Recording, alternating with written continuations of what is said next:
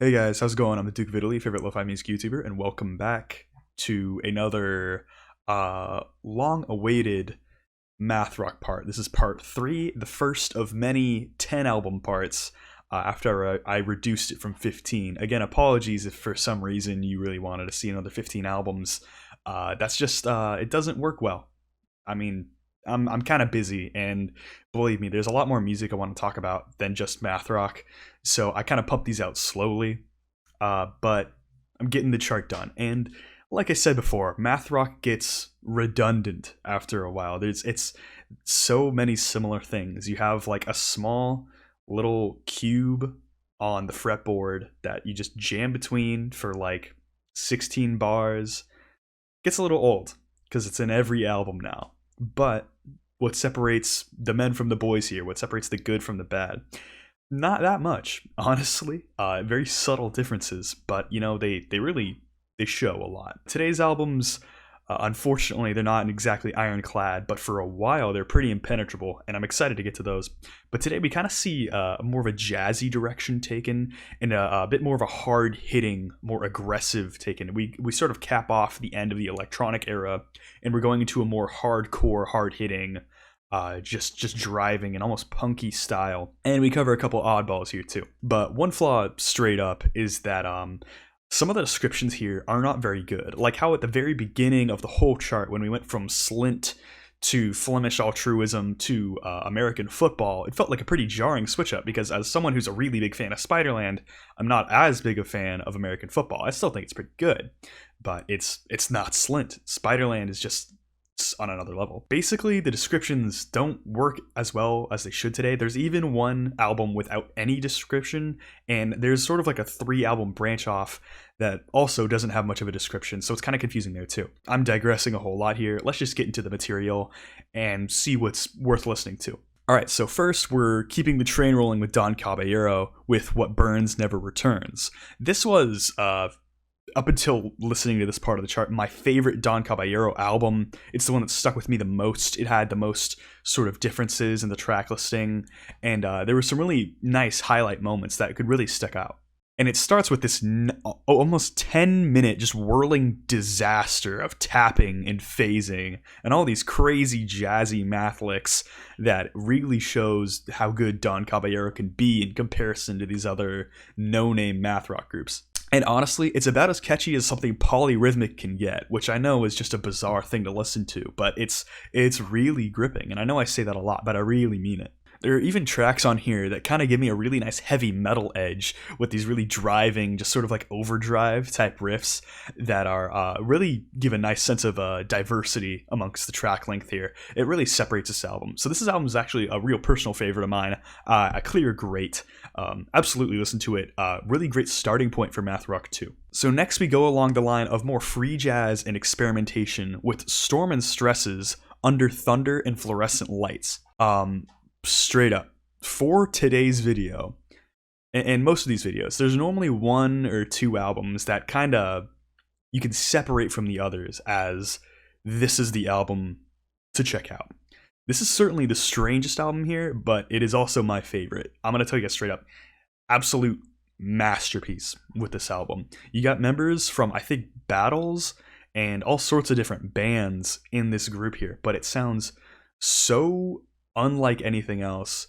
It's truly bizarre. It combines elements of jazz, post-rock, very minimalist type of stuff, free jazz especially. Just the most bizarre stuff you can come up with. And I'm not saying it's elements of these things. It's almost like you cram the entire genre and mix as much of it at the same time.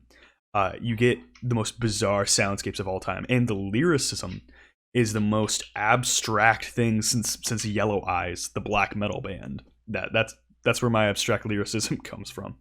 But this stuff is truly insane. But somehow the post-rock edge comes in so strong on this album. You really get these gripping instrumentals that seem like it's just playing nothing.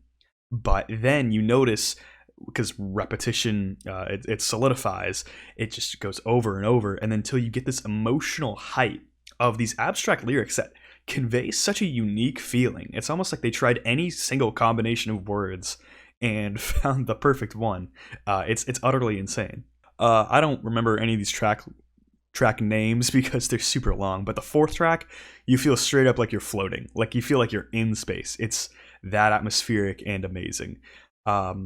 Straight up, if you don't take anything from this video today, listen to this album. This album is I'd say it's genre defining, but there's really nothing else like it.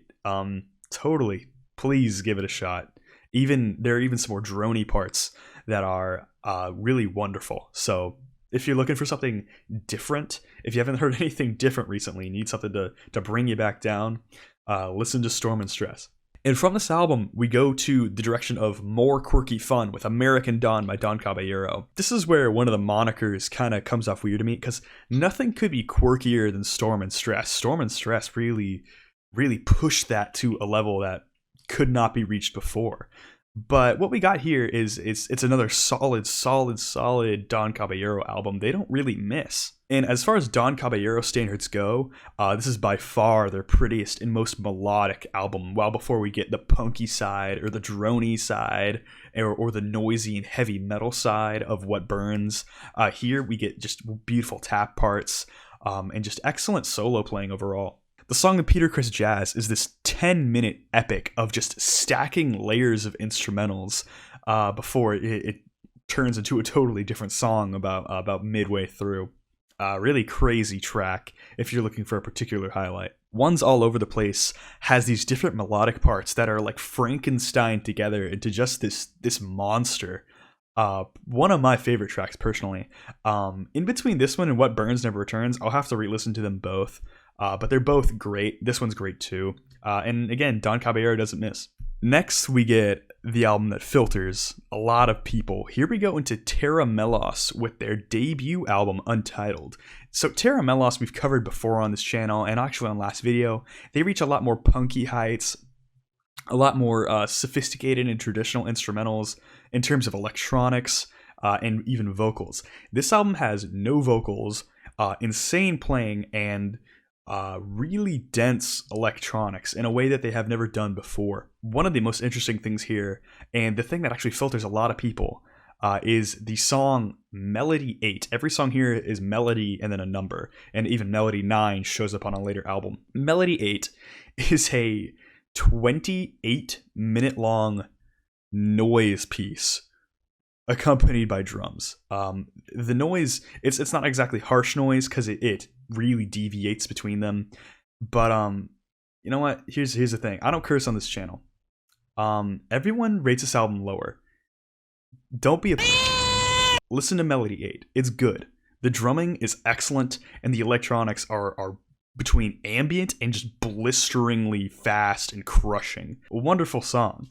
So don't get filtered by that. And of course, the rest of the album is great too. And other than Melody 1, all of this is loud and oppressive. Melody 4 is a particular highlight, which it sounds almost like it's a guitar solo before it gets really syncopated and angular. It's almost like it devolves into something else. But yeah, this album is great. Like, it took me a couple listens to get to because I covered it once like a long time ago just by myself. But this album is really great. I really recommend it. If you're in the mood for it, it will satisfy you. And next we get, I think, what might be our first compilation album on this chart, but I'm not sure. This is the Drugs Complex album. This takes the Drugs to the Youth EP as well as their split album with another group, which was actually a post-rock group. I have heard the Terra Melos part, but I have not heard the first half of that split album. Maybe on a future date, I'll tell you guys how it is. But I'm kind of going to review these two parts separately in the order they're placed in the album. The Drugs to the Dear Youth, somehow we get a more tonally dense release than Untitled. The track A Spoonful of Slurry is wild and very progressive, and it has just as many shifts in its 2 minutes and 46-second runtime than a 22-minute prog epic. Just absolutely insane amount of just content packed in here. Meanwhile, Complex being one of Terra Melos' first releases, so you know their creativity really didn't hit the heights that it needed yet. So instead of relying on electronics or too much creativity, they decided, what if we just went as fast as humanly possible? Also, there are some vocals here, which don't really show up for Terra Melos till later, but it's certainly a benefit here. This part of the split actually uses tremolo picking and blast beats just for fun, like just because it isn't fast enough that it just goes as fast as humanly possible, which I found just wonderful. I thought it was a really nice addition. Also, this split has horns and glitch elements, so when you think it's not going to be super creative, it just hits you with that extra dose. And while this split isn't necessarily the most interesting release for the band, "Last Smile" for Jaren might be their most emotional moment. That is the closing track off the split. I think this compilation album is pretty great. Maybe a little disjointed as a compilation like this, but if they released it as like an LP and you flip the side for the complex side, then you got a really great thing going here. So yeah, it's great. Unfortunately, now we kind of reach a weaker part of the chart, almost like a gauntlet of not fantastic albums. We actually reach our first disqualification with Touring Machine, and this is A New Machine for Living. The thing is, this album is instrumental rock, kind of post-rock, kind of droney at points, but it's not math rock. It never really comes off as math rock, not even like early post-hardcore math rock like Slint or Bitch Magnet or any of those bands. It really just comes off as it is kind of influenced by that, but the math is kind of gone. And what even irks me more about its placement here is that it sounds nothing like Terra Melos, which it's pointed from. But what we get here is more tense and groove-based, which for the beginning of this album, I almost prefer it to some Terra Melos material. The song Robotronic kind of goes overboard with some of the most noisy drums I've ever heard. Think of like the electronic drums of King Crimson's Construction of Light, but worse, honestly. I actually don't hate that album, but here it gets to a point where I don't like it that much. Also, the jammier parts on this album don't stick 100%, but I still think they're pretty good. So for like a early post-hardcore, post-rock album to get into the genre, I think this is a perfectly serviceable album. I give this a good. It's still disqualified though. So the next we get is Maps and Atlases. This is with Trees, Swallows, Houses. This is a tight 24 minutes in length. So this is a very explosive and bright, tappy math rock with the addition of some vocals. So unfortunately, painfully generic in its stylings here. Not that new in terms of what it's bringing to the table. But if it executes these elements well, it's pretty great in my opinion, even though it's not groundbreaking. The taps do remind me a bit of Tony Levin's work with Chapman's Stick, just the way that they blend together, which is pretty solid stuff. And just the feel overall is a bit more like a bit mathier version of Foals, which was a band I covered on the first part of this series. I will say though, I'm not huge on the vocals. The indie style doesn't really stick much with me. And the percussion on the Ongoing Horrible also is pretty annoying, and it gets grating. But there are songs like Big Bopper anthems that really show off as a highlight in the track list. And Stories About Ourselves is great too. And while this album is most certainly non-essential in this chart, I still think it's pretty good. Next, we get a new first for this series, a half album review, because this is Upsilon Acrux with their album Galapagos Momentum. And here's the thing. This album is on a Bandcamp, not Spotify.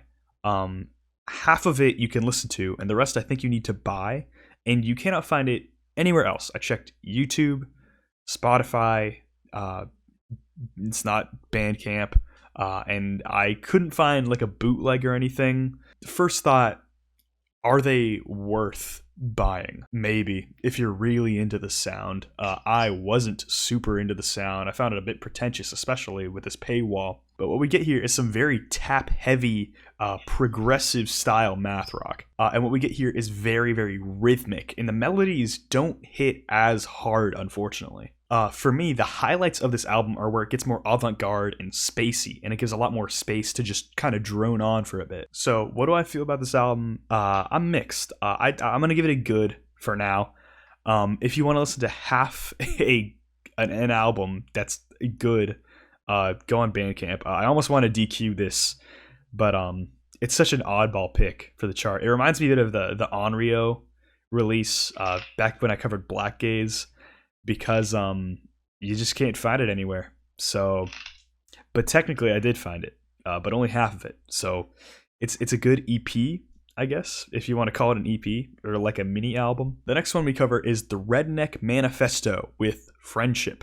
For math rock, this is actually pretty tame in terms of the mathiness, but it kind of gives a more of a funky factor that really builds it a lot more. And also, it keeps a pretty steady sense of progression too.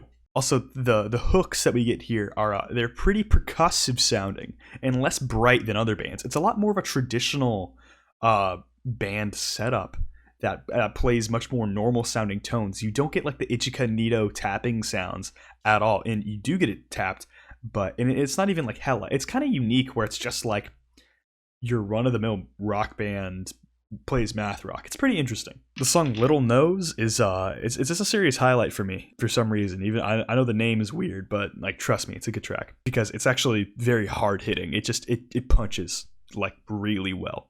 The song Weird Wakes has sort of a bluesy indie feel, which I also thought was pretty cool. So in terms of an album for math rock, opposite of groundbreaking, it kind of just skates by. I'm gonna give this a good. It's still pretty good, still pretty gripping. I didn't really get bored that much during this, but you don't need to listen to it to understand math rock.